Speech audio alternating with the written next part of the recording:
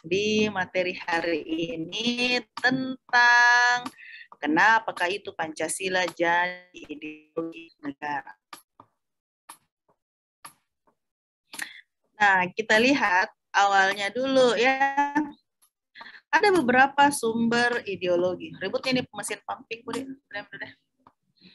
Nah, yang pertama, ideologi itu melibatkan berbagai sumber. Ada beberapa sumbernya nih. Ada sumber ideologi itu dari kebudayaan, kemudian ideologi juga bisa bersumber dari agama, dan ideologi itu bisa bersumber dari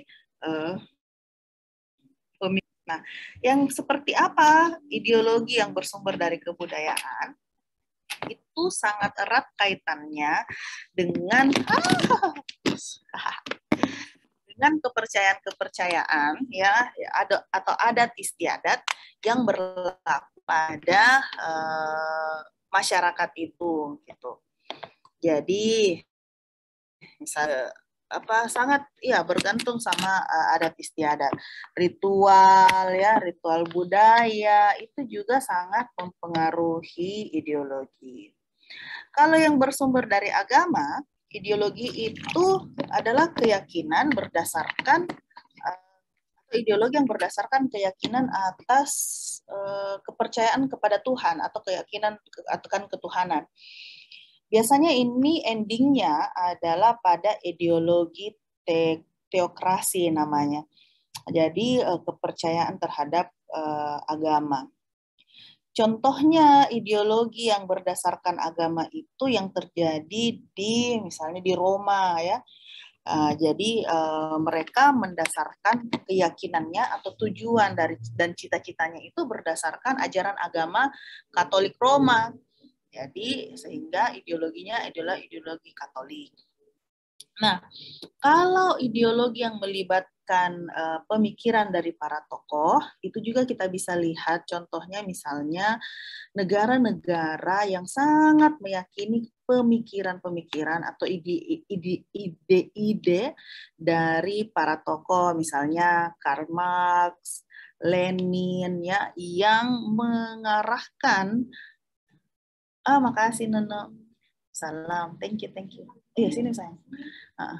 Yang mengarahkan ideologinya atau kepercayaannya atau tujuan dari negaranya itu berdasarkan doktrin atau pendapat dari para tokoh. Kayak tadi itu kan Marx, dia itu meyakini bahwa komunisme adalah ideologi, ya. Jadi masyarakatnya itu mengikuti pendapat itu. Nah, yang mengikuti itu misalnya nih, contohnya nih negara Rusia, misalnya Korea Utara, itu paham-paham komunisme. Dulu itu Cina, tapi Cina sekarang semi-liberalis. Jadi, nah negara-negara itulah yang mendasarkan ideologinya terhadap pemikiran para tokoh. Saat ini ideologi itu berkembang ke dalam bidang kehidupan yang lebih luas, seperti ideologi pasar dan ideologi agama. Kenapa Ibu Asap? Ideologi pasar berkembang dalam kehidupan modern sehingga melahirkan sikap konsumtif. Nah, jadi ideologi pasar adalah sesuatu kepercayaan atau suatu keyakinan bahwa tujuan dari suatu bangsa itu adalah apa yang terjadi dengan ekonomi atau pasar. Nah, inilah yang menyebabkan sikap-sikap konsumtif. Sedangkan ideologi agama itu berkembang ke arah radikalisme agama. Jadi kalau ideologi agama misalnya hanya mempercayai satu Tuhan untuk itu, dia memunculkan itu radikalisme agama, tidak mau menerima kepercayaan orang lain gitu. Nah, seperti itu ceritanya gitu ya. Bagaimana halnya dengan ideologi Pancasila? Apakah Pancasila itu bersumber dari kebudayaan, ataukah bersumber dari agama, atau bersumber dari pemikiran tokoh? Kira-kira Pancasila itu sumbernya dari mana? Kebudayaan, Bu. Dari kebudayaan ya, karena nilai-nilainya berasal dari kebudayaan yang ada ya di Indonesia. Oke, kita lihat nanti jawabannya ya. Kemudian, nah, konsep Pancasila sebagai ideologi negara. Sebelum kita masuk, kira-kira ada yang tahu lagi apa lagi itu ideologi? Dasar negara. Dasar negara. Ada lagi yang bisa share apa lagi itu ideologi?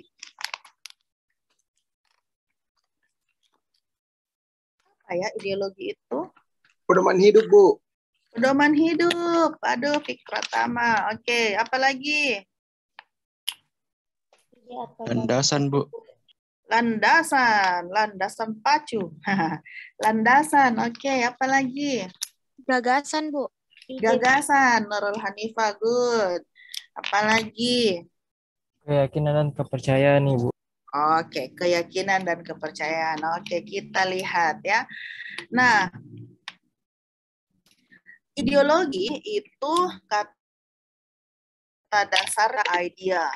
Idea itu adalah gagasan atau konsep, pengertian dasar, cita-cita, itu ya artinya idea. Sedangkan logos artinya ilmu. Jadi kalau kita satukan, ideologi artinya adalah ilmu tentang ide-ide atau the science of ideas atau ajaran tentang pengertian dasar. Jadi ajaran-ajaran tentang gagasan dan ajaran tentang cita-cita gitu. Itu namanya ideologi. Kemudian kalau dalam KBBI atau Kamus Besar Bahasa Indonesia, ideologi itu definisikan sebagai kumpulan konsep bersistem yang dijadikan asas pendapat yang memberikan arah dan tujuan untuk kelangsungan hidup. Jadi ideologi itu adalah suatu sistem dari konsep ya atau suatu sistem yang dijadikan asas pendapat. Nah, asas pendapat ini, sistem ini tujuannya adalah memberikan arah dan penentuan tujuan kelangsungan hidup dari suatu bangsa. Agak sulit-sulit ya. Jadi ideologi ini juga berarti cara berpikir seseorang atau suatu golongan. Ideologi dapat diartikan paham, teori, dan tujuan yang merupakan satu program sosial politik. Jadi ideologi ini sebenarnya adalah tujuan dari suatu bangsa. Juga mengatur cara bagaimana atau mekanisme bagaimana agar tujuan itu bisa dicapai gitu.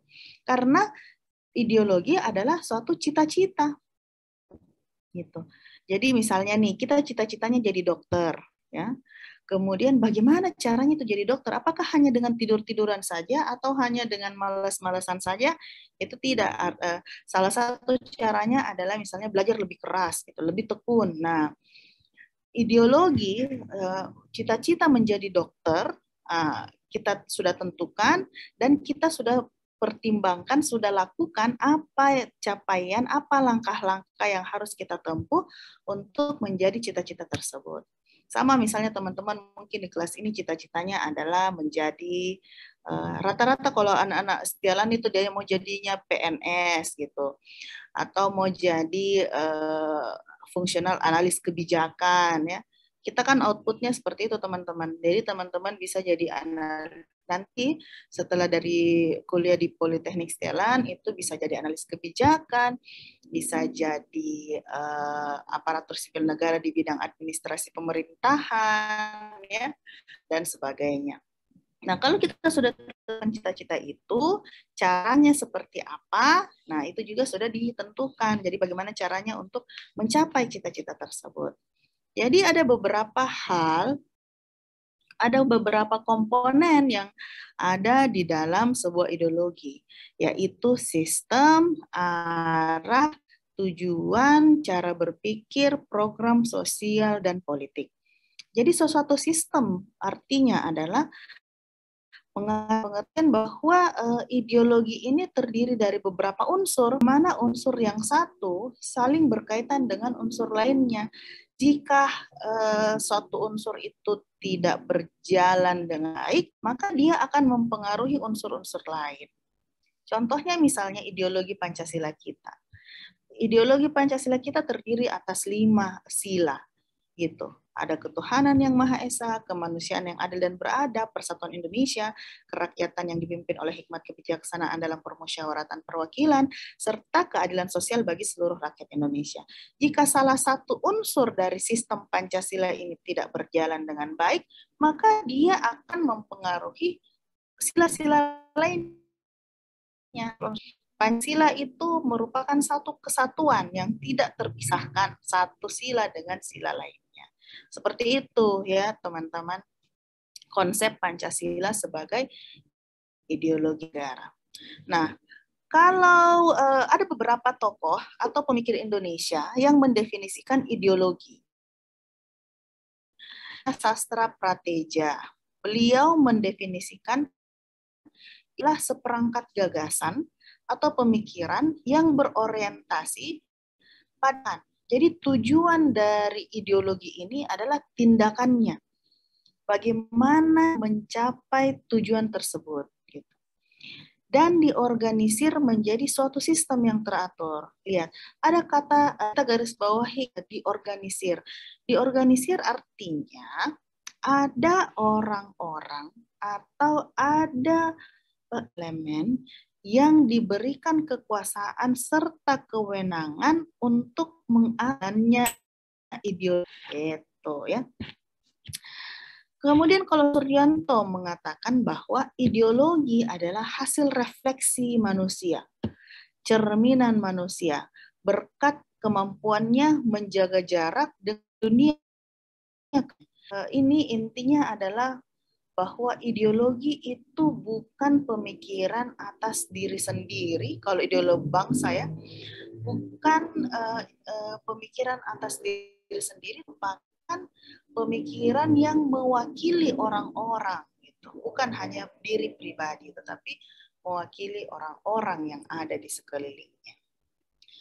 Selanjutnya adalah Mubiarto, beliau menyatakan bahwa adalah sejumlah doktrin, kepercayaan, dan simbol-simbol sekelompok masyarakat atau suatu bangsa yang menjadi pegangan dan pedoman kerja untuk mencapai tujuan masyarakat atau bangsa itu. Jadi ideologi adalah doktrin, ideologi adalah kepercayaan, ideologi adalah simbol-simbol yang menjadi pegangan dan pedoman kerja. Jadi segala tingkah, segala perbuatan, segala tindakan, ucapan haruslah berdasarkan ideologi yang telah ditetapkan. Seperti itu ideologi ya. Ada beberapa ideologi di dunia. Kalau kita kan, negara kita kan ideologinya ideologi Pancasila ya.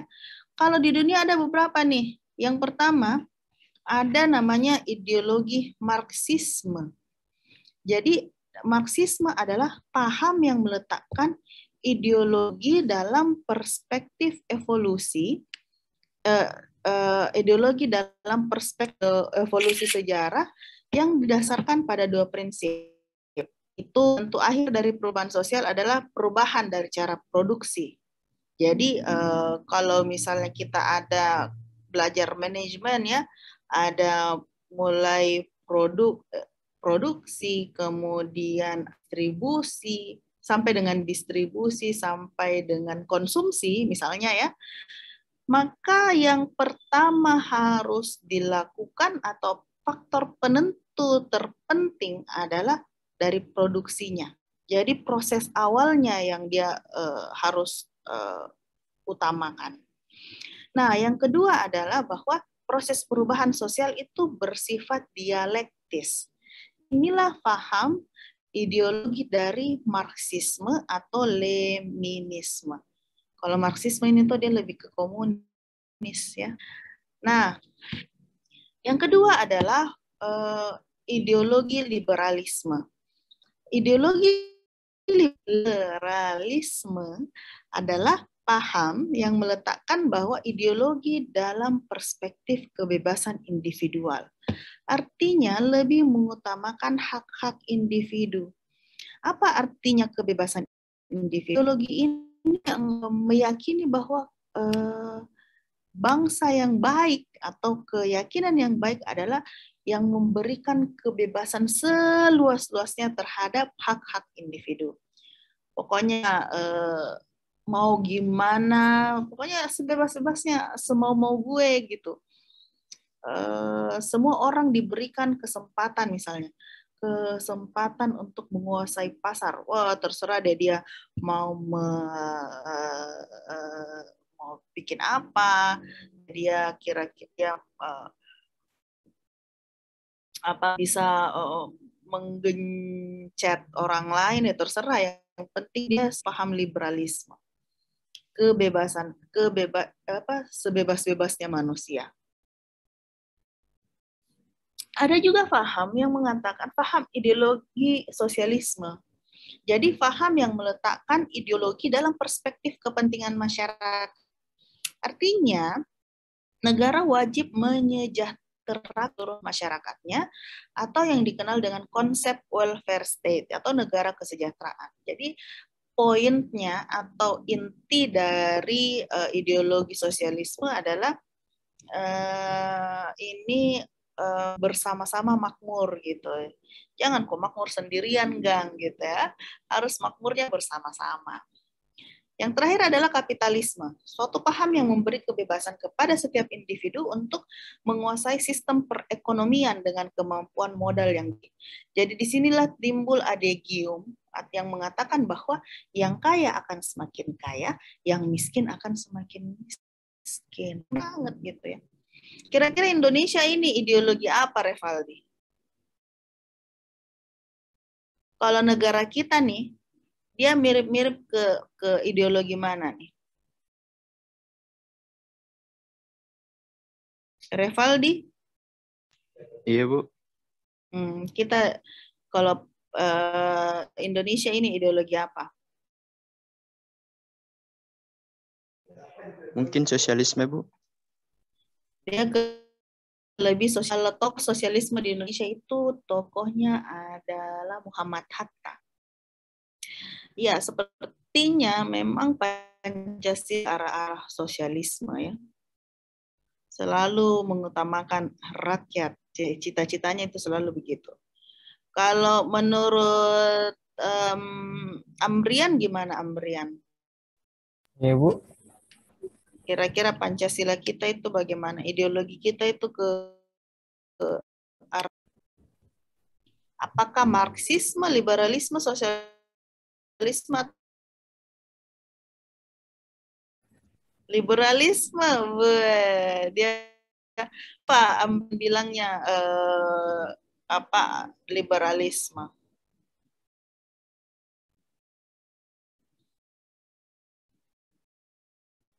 Ayo, kenapa? Ayo. Tunggu. Kira-kira kenapa liberalisme? Kenapa Amrian sampaikan Indonesia menganut paham liberalisme?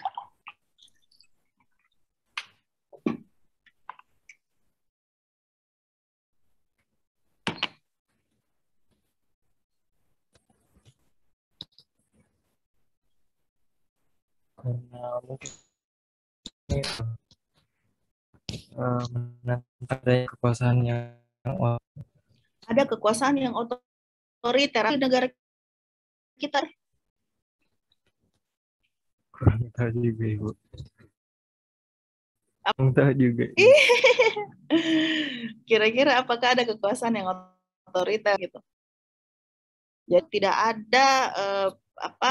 ada boleh masukan, tidak ada boleh pertimbangan-pertimbangan yang dilakukan selain dari kepala negara. Apa yang dimau kepala negara itulah yang terjadi gitu. Apakah negara kita menganut itu? Apa? Tidak, Bu, karena berlawan dengan demokrasi, Bu. Iya, ya betul. Ada aja namanya demokrasi ya. Negara kita pahamnya adalah demokrasi Pancasila ya. Jadi Ada yang diberikan ya bertentangan dengan liberalisme gitu. Ya, demokrasi Pancasila arti kepemimpinan kita berasal dari rakyat untuk rakyat, oleh rakyat dan untuk rakyat. Oke, ada yang mau berkomentar apa lagi di kita ini? Apakah kita di liberalisme, sosialisme, kapitalisme? Siapa lagi, Di? Ray. Ray.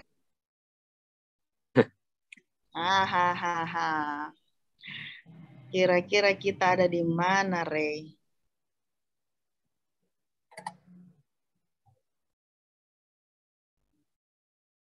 Ada di mana, Ray? Ada di mana apanya nih, Bu?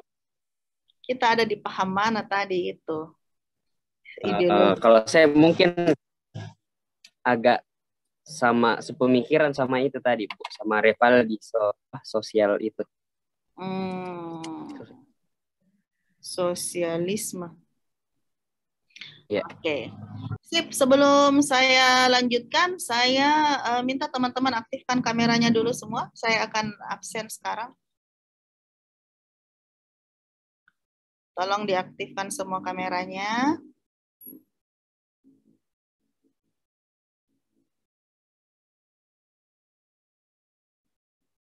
Oke, ini pertemuan ke-6 ya.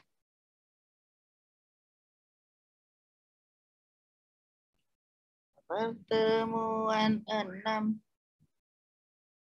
Pertemuan ke-6. Tunggu sebentar, saya upload dulu filenya.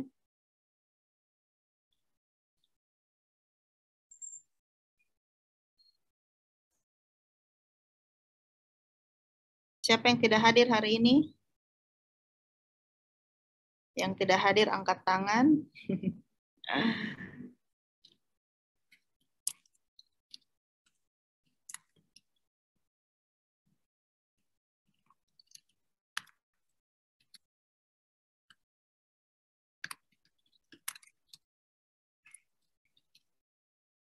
Oke.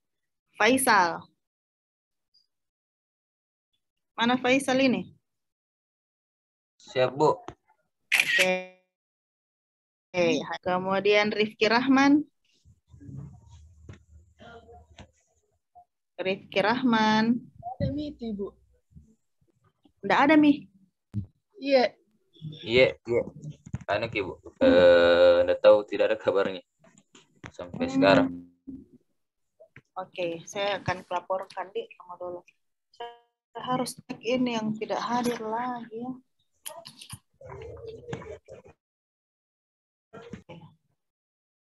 Rifki Rahman. Terus Nurul Hanifah. Hadir, Bu. Ratnasari. Ratnasari?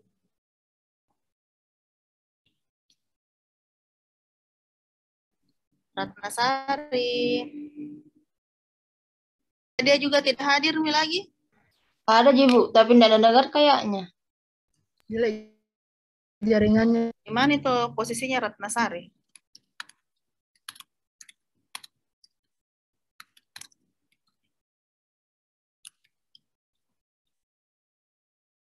Kira Hanifah. Mana Nodi? Mana Ratnasari? Mau saya cek dulu. Ada Ji. Wait. Mana dirinya? Kameranya on katanya. 15. Ratnasari. Tapi tidak ada. Baru-baru kayaknya keluar, Bu, karena tadi ada di bawahku. Oh, gitu. Oke, mungkin dia akan segera bergabung lagi. Ratnasari? Tidak ada gini. Ada ini. Oh, jelek jaringannya kelihatannya. Ratnasari, do you hear me? Ratnasari. Hadir, Bu. Itu hadir ya ampun. Di absen. Hampir tidak hadir. Hadir, Bu. Oke, Devi Anggraini. Tidak ada, Bu. Devi. Kenapa enggak ada? Memang enggak ada penyampaiannya nih. Penyampaiannya juga. Kita juga dari Berapa kali? yang pertama tadi. Kenapa? Yang mata kuliah pertama juga tadi tidak masuk juga. Oh, sebelumnya dia Selalu hadir, Bu. oh, oke. Kemudian Bagus Esa. Hadir, Bu. Hadir, Bu. Oke. Ya, Bu. Ray ada, Septianto Purnama Rosa. Hadir, Bu. Hadir, Bu.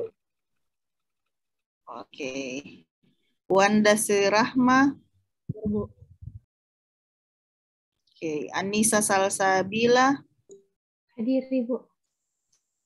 Hadid. Itu juga Adit. Anda ada. Hadid. Bu. Muhammad Adit dan lanjut kuliahnya. Oh, siapa yang bertemu dengan Hadid? Saya, Ada? Bu, pertama. Sempat aja konfirmasi. Iya. Ya. Oh, gitu. Dia kuliah di tempat ini lagi? Enggak, Bu. Dia kerja, Bu. Oh, kerja. Iya, Bu. Oke, sip. Ini enggak ada kabar. Sama satu lagi, Bu. Ah. Siapa? Akila. Siti Akila. Dia kan lulus BIP, Bu. Dia mau Bu. Pindah ke sana. Oh, Siti Akila. PIP mana dia lulus ini? Di PP, Bu. PIP yang di Salodong. Ya, betul, Bu. Oke. Nanti saya confirm ke PIP. Ya. Terus Siti Akila. Jadi Siti Akila juga tidak hadir. Jadi Dewi Aprianti, Indah Sari ada? Hadir, Bu. Oke. Akila Revaldi Jusmayani. Oke. Hadir, Bu. Oke. Terus Asrul dengan Andi Fikratama. Asrul mana? Asrul. Asrul tidak hadir juga, Di. Tidak ada namanya Asrul di sini. Asrul, kemudian Fikratama ada. Ada, Bu. Ada, Bu. Oke. Ada, Bu. Oke. Alda dengan Audia juga hadir ya. Yunita Muhammad Hadir, Amria. Bu. Oke. Hadir, Bu. Oke. Amna. Hadir, Bu. Oke. Citra. Hadir, Bu. Oke. Terus Sulfahmi dengan Nur Hadis. Hadir, Bu. Oke, sip. Oke. 1, 2, 3. Ibu, tapi Asrul, Bu. Izin Ki, Bu. Karena tadi kan masuk Ki, Bu. Cuman jaringannya lah. Oh, Asrul. Iya, Asrul. Dia chat saya tadi, Bu. Baru-baru. Mana nih Asrul Hidayat? Tapi dia akan masuk lagi? Iya, saya tanya dulu, Bu. Siapa tahu bisa masuk lagi. Oke. Nah, saya lanjut lagi ya, teman-teman.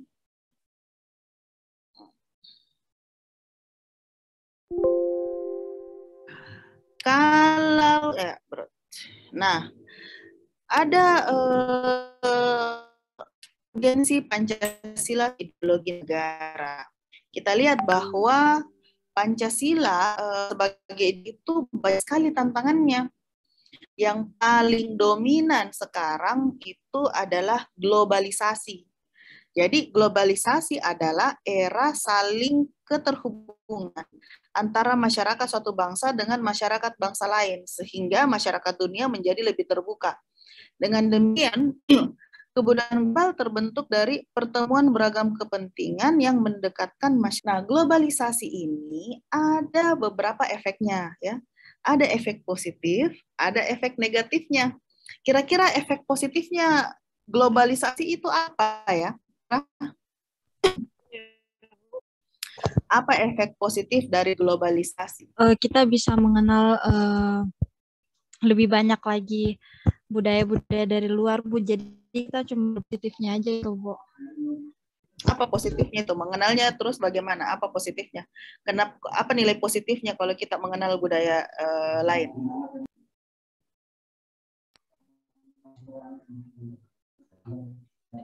Nggak kedengaran.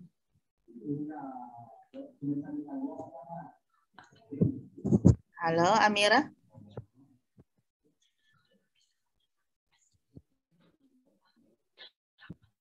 Tak kedengaran, Bun. Nggak kedengaran suara Amira. Oke. Halo? Ya, nggak kedengaran. Kita ke Sulfahmi. Sulfahmi. Bu. Bagaimana apa nilai positifnya kalau kita bergaul dengan negara lain? Globalisasi dalam arti positif itu bagaimana kira-kira?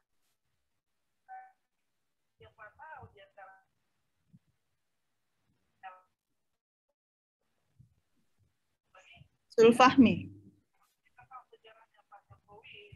Oh iya Bu. Kita dapat mungkin kita dalam hal fashion atau kendaraan itu Bu bisa dijadikan contoh untuk negara agar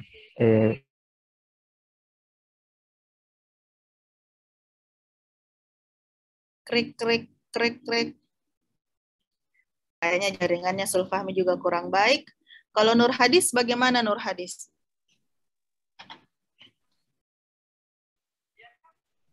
Halo Bu. Oh ya, siapa tuh? Nur Hadis, gimana? Apa nilai positifnya ini globalisasi?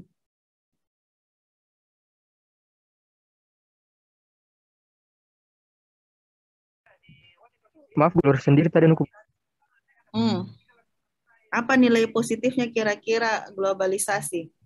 Nilai positifnya Bu, mungkin kita dapat mengenal hal baru dari negara-negara luar, contohnya dari segi fashion sama mungkin seperti motor, mobil, mungkin negara kita dapat mencontohi, ya Bu, mungkin kita dapat negara kita dapat mengembangkan lebih bagus lagi Bu, untuk ya, betul. kebanding dengan negara lain. Iya. Iya, saya pikir motivasi contohnya Bu.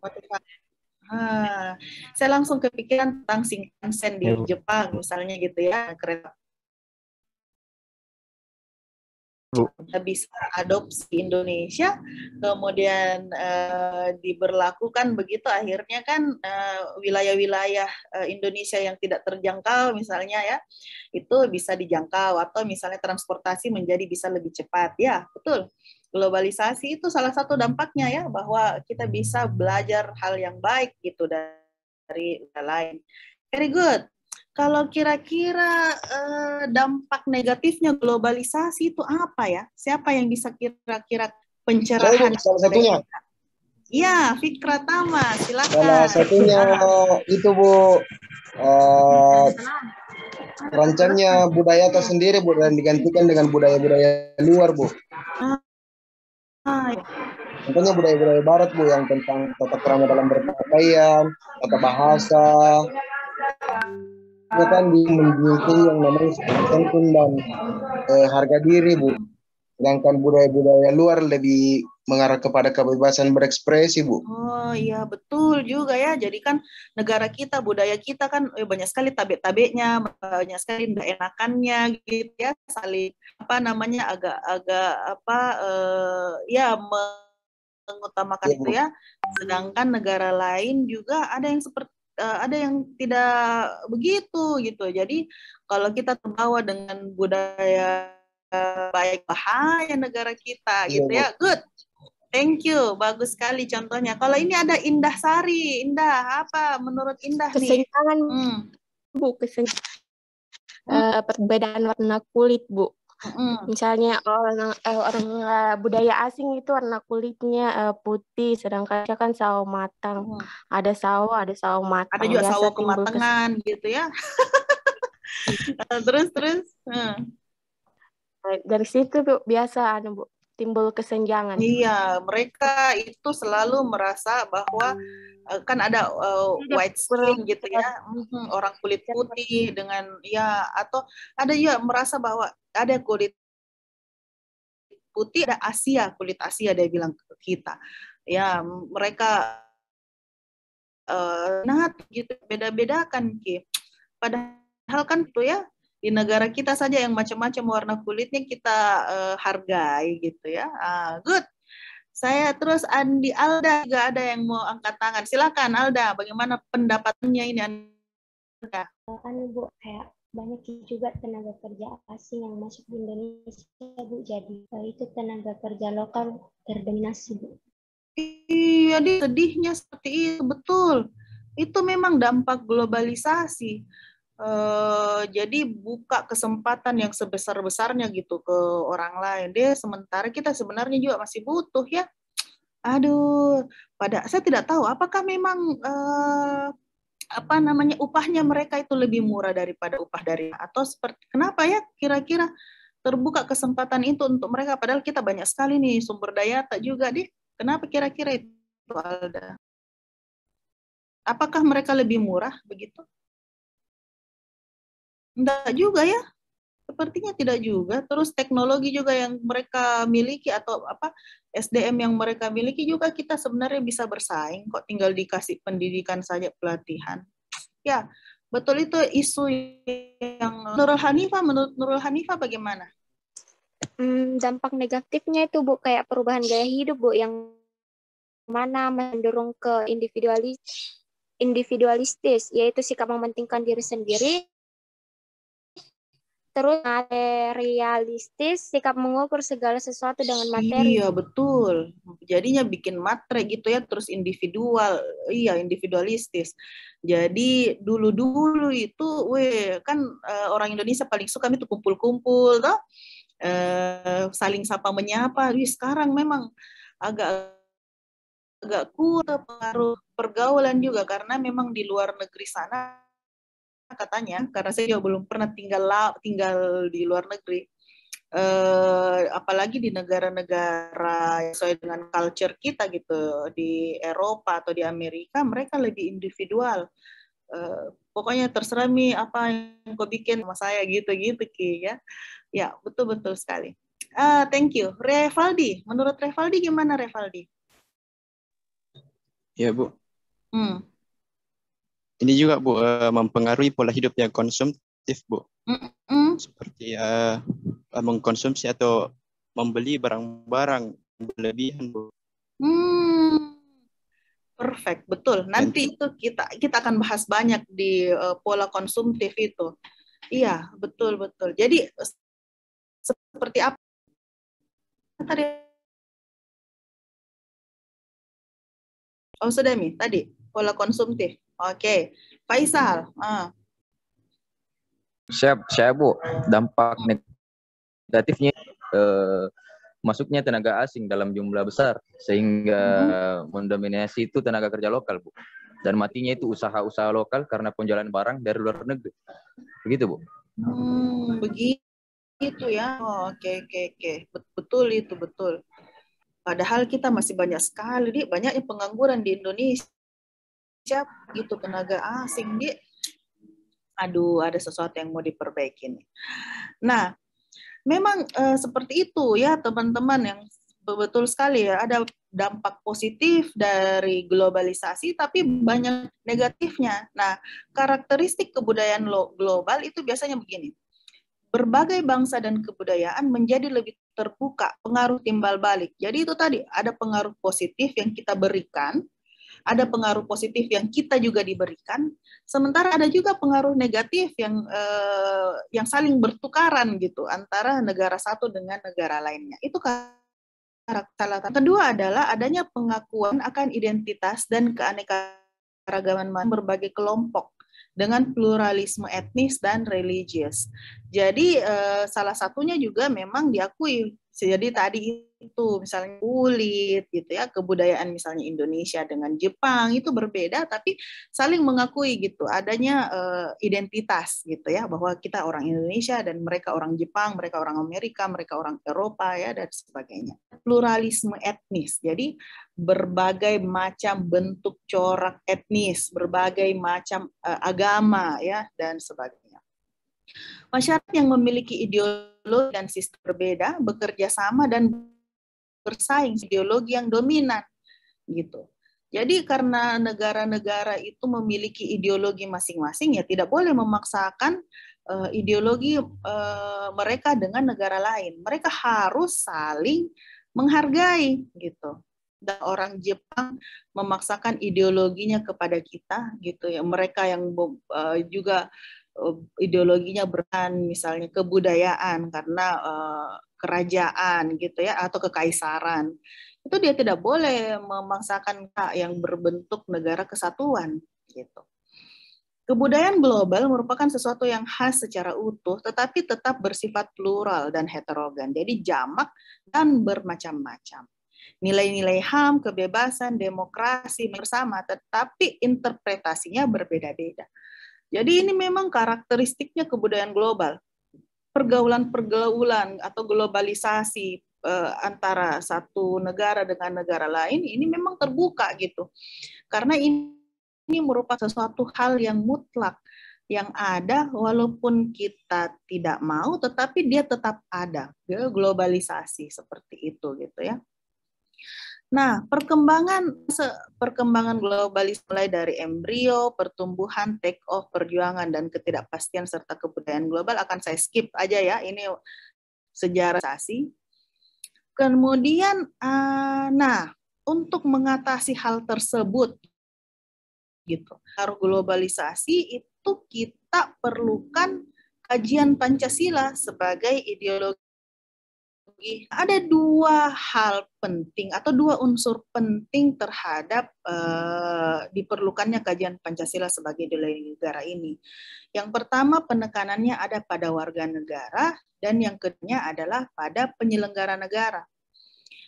Kalau dari warga negara, dia harus unsur yang unsur ateisme yang terdapat dalam ideologi Marxisme atau komunisme dengan sila ketuhanan yang Maha Esa. Jadi ya, yang mempengaruhi ideologi Pancasila itu selalu adalah yang bertentangan dengan ideologi kita. Jadi contohnya Marxisme atau komunisme tidak kan gitu. Jadi bertentangan dengan sila ketuhanan. Kemudian unsur individualisme dalam liberalisme itu tidak sesuai dengan prinsip gotong royong, keadilan sosial bagi seluruh rakyat Indonesia. Tidak sesuai juga dengan sinernya, dengan persatuan Indonesia. Kapitalisme tidak sesuai dengan ekonomi kerakyatan. Dia bebasan individu tuh menguasai sistem, tidak boleh gitu. Kecuali hal-hal yang penting, hal-hal fundamental itu harus dikuasai oleh negara karena memang dijamin bahwa apalagi tuh bunyi pasalnya ya, saya lupa. Pokoknya dikuasai oleh negara. Jadi kayak listrik, air itu memang dalam penguasaan negara. Kemudian salah satu dampak yang dirasakan dari kapitalisme ini betul tadi ini berhubungan sekali dengan globalisme, menimbulkan kapitalisme, muncullah gaya hidup konsumtif. Aduh, konsumtif. Apakah itu konsumtif? Nah, teman-teman coba deh berikan contoh gaya hidup konsumtif dewasa ini. Indonesia. Bu, ketidakpuasan. Saya, Bu. Ya, siapa tuh? Silakan raise hand. Bu. Ray, silakan Ray. Yang tentu gaya lagi marak-maraknya beli barang-barang branded, Bu, yang dari luar negeri, yang mahal mungkin, Bu, barang-barang branded, Bu. Terus iya, beli barang branded yang mereka sebenarnya tidak butuhkan ya, atau fungsinya sama dengan yang tidak branded gitu ya, tapi mungkin mau dilihat gitu ya, apalagi sekarang di zaman-zamannya sosmed, setiap ada barang branded ya, statusnya gitu, di status WA, status IG, status Facebook, atau politik. Nah, itu juga sangat mempengaruhi. Good, thank you Ray. Siapa lagi? Ada tadi yang raise hand, silakan. Indah. Oh Alda, iya silakan. Selalu ikut tren, Bu. Selalu ikut tren. Ikut tren. Itu Bu, sekarang yang kayak yang itu Bu, joget-joget TikTok apa Bu? Iya, jadi kalau ada yang kejadian di luar gitu dia ikuti juga dia. Oke, good, thank you. Indah, gimana Indah? Biasa tidak mau kalah saing, Bu. Iya, betul. Tidak mau kalah saing dia. Seperti apa itu? Misalnya ada sepatu jadinya beli juga, Bu. Iya, betul. Yang penting tidak mau kalah saing, Bu, sama itu. Oh iya, ada perasaan inferior gitu kalau disaingi gitu ya, minder gitu kalau tidak ngikutin apa yang orang lain punya gitu, apalagi misalnya artis atau trendsetter ya, atau influencer, atau apalagi itu namanya ya, influencer ya yang namanya kalau di Instagram gitu, ada media punya gitu, saya juga mau deh punyanya, saya pakai artis-artis sekarang, misalnya siapa nih? Saya nggak ngerti. Kalau misalnya BTS, misalnya yang dari Korea sana gitu toh, deh banyak yang mau ikuti gayanya, minimal gaya-gaya rambut gitu. Oke, kalau Fadila, menurut Fadila gimana Fadila? Punya rasa tinggi, rasa gengsi yang tinggi, Bu. Seperti apa itu gaya gengsi yang tinggi tuh? Kayak itu nih tadi Bu, kalau misalnya orang punya barang-barang terus dia belum punya, ya gengsi Bu. Kalau dia yang sakit kepala begitu dia makan itu gengsinya begitu, betul, memang betul. Kalau ada yang punya HP baru dia yang sakit kepala, aduh mau tongki juga gitu. Oke, Anissa gimana Anissa? Itu pilih-pilih dalam berteman atau bersosialisasi, Bu. Ya, betul. Dia pilih-pilih Mi karena ya tidak sejalan Mi dengan dia, akhirnya dia kurang nyaman begitu ya. Oke, good. Kalau Wanda, menurut Wanda gimana? Suka dikagumi orang lain, Bu. Jadi mau barang-barang yang lagi tren. Karena mau dibilang gitu ya. Betul sekali. Iya, saya juga baca nih dari Audia, katanya konsumtif itu pemborosan, mengutamakan keinginan daripada kebutuhan. Iya, sebenarnya dia tidak butuh-butuh amat, tapi karena dia lihat ada keluaran terbarunya, aduh keren sekali, itu akhirnya seolah-olah dia butuh, padahal sebenarnya tidak gitu. Aduh, ini juga merupakan peringatan ke saya nih kayaknya, mengutamakan keinginan daripada kebutuhan. Itu kan ada iPhone 13 keluar tuh, ada kayaknya, tapi sebenarnya dengan yang ada sekarang itu sebenarnya sudah cukup gitu, tapi ada keinginan gitu, tapi insya Allah butuh amat ya, harus ditahan-tahan karena tidak boleh kita ada yang kita lihat gitu langsung mau, tidak boleh ya, harus betul-betul dilihat bahwa ini merupakan kebutuhan, bukan keinginan semata. Aduh, thank you very much. Ini bagus-bagus nih pendapatnya. Nah, teman-teman, ada beberapa terhadap ideologi Pancasila terkait dengan globalisasi tadi. Yang pertama ada terorisme, ada narkoba, ada siber. Ya, Robert. Tunggu ya. Tunggu sebentar.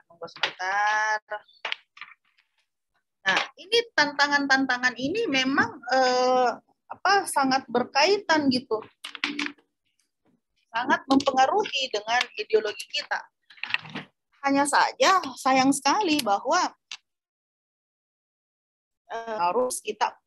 inilah yang harus kita terperangi gitu di dalam kehidupan kita. Kita harus perkuat karakter kita sebagai bangsa gitu. Jangan mau sedikit terpengaruh dengan terorisme gitu. Di terorisme paham yang